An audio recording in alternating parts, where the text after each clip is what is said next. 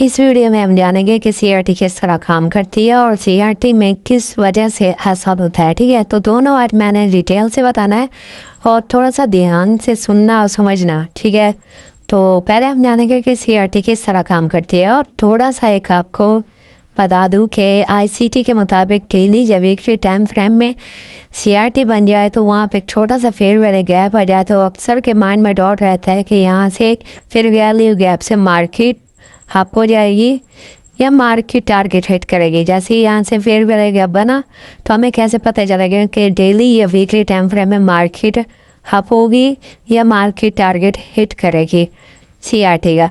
तो ये हम डिटेल से जानते। तो ये है AUD USD का चार्ट।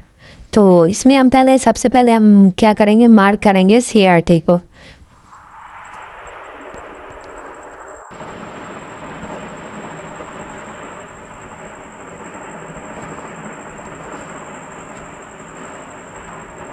अब ये हमने मार्क कर लिया सीआरटी। अब इसे कन्वर्ट कर डेली टाइम फ्रेम से कन्वर्ट करेंगे। H4 में H1 में कर लें या M30 में कर ले, कोई मसला नहीं है। H1 में करता हूँ सबसे पहले। अब यहाँ से ये सीआरटी का हाई बन गया और सीआरटी का लो बन गया। ठीक है, तो हमेशा हर वीडियो में यूट्यूब पे जाएं, जिस मर्जी में जाएं तो वो ये कहेंगे उसका हाई मार्क करके उसमें से FVG या ऑटो क्लॉक कोई से ढूंढ गए वहाँ से मार्क करना, वहाँ से एंट्री पकड़ने तो टारगेट हिट हो जाता है। ठीक है, तो इसमें मैं आपको बताऊंगा कि हमें किस तरह पता चलेगा कि ये टारगेट हिट करेगी या फेयर वैल्यू गैप से ऊपर की तरफ निकल जाएगी।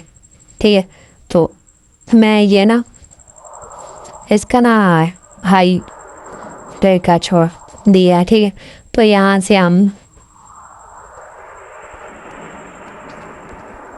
पहले फेयर वैल्यू गैप ढूंढेंगे। अब यहाँ से मैंने फेयर वैल्यू गैप लिया, यहाँ से हमारी एंट्री बनती है। ठीक है, और ये हमारा टारगेट है। यहाँ से हमें तो पता चल गया ये टारगेट हिट हो गया। हमें सबसे अहम बात ये है कि टारगेट का कैसे पता चलेगा कि हमें ये टारगेट हिट होगा या नहीं।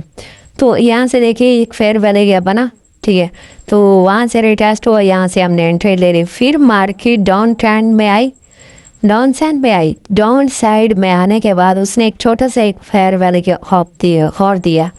अब ये आ गया फेयर वैल्यू गैप। ठीक है, अब ये फेयर वैल्यू गैप आया, उसके बाद मार्केट ने यहाँ से रिटेस्ट किया, यहाँ से पता चला कि मार्केट फिर डाउन ट्रेंड में है। उसके बाद फिर छोटा सा एक फेयर वैल्यू गैप बना, जिससे हमें और कॉन्फिडेंस मिल गया और हमें ये पता चल गया कि यहाँ से मार्केट नीचे आने के काफ़ी हद तक चांसेस हैं। अब बाद में आप देखेंगे तो यहाँ से मार्केट ने रिटेस्ट किया, यहाँ से मार्केट डाउन ट्रेंड में चली है। फिर मार्केट ने यहाँ से एक और FVG बनाया। ठीक है, और हमें फिर तो और कॉन्फिडेंस हो गया क्योंकि 50% से तो नीचे आ गई ना मार्केट। तो यहाँ से भी हमें वो कह रहे हैं, मार्केट हमें बता रही है कि नज़र आ रहा है सामने कि मार्केट अभी भी डाउन ट्रेंड में जा सकती है। हमें ये तो कन्फर्म हो गया।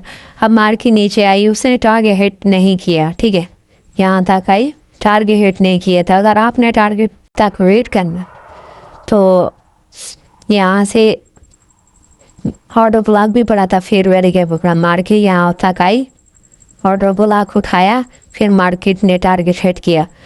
तो सबसे जो अहम बात और बड़ी बात है, सीआरटी हमने बना ली, सारा कुछ हो गया, हमारे पास सब कुछ आ गया।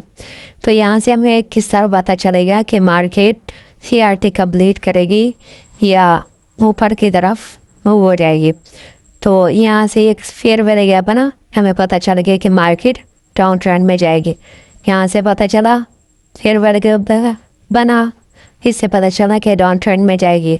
अब जो सीआरटी यहाँ से ये एक और FVG बना, यहाँ से हमें फिर पता चला कि मार्केट डाउन ट्रेंड में जाएगी। और यहाँ से देख सकते हैं आप, यहाँ से ऑर्डर ब्लॉक भी पड़ा था और फेयर वैल्यू गैप पड़ा था। मार्केट ने यहाँ से एक रिवर्स लिया छोटा सा। ठीक है, ऊपर से सेलर स्ट्रॉन्ग थे जिसकी वजह से मार्केट डाउन ट्रेंड में आई।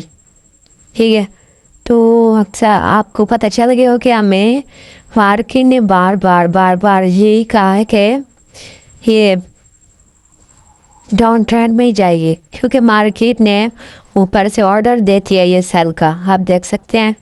तो इस तरह से हम एंट्री ले सकते हैं मार्केट की और टारगेट हिट कर सकते हैं CRT का के हमें ऊपर से ऑर्डर मिलती है, हम वो उठाते हैं और CRT टारगेट कंप्लीट किए।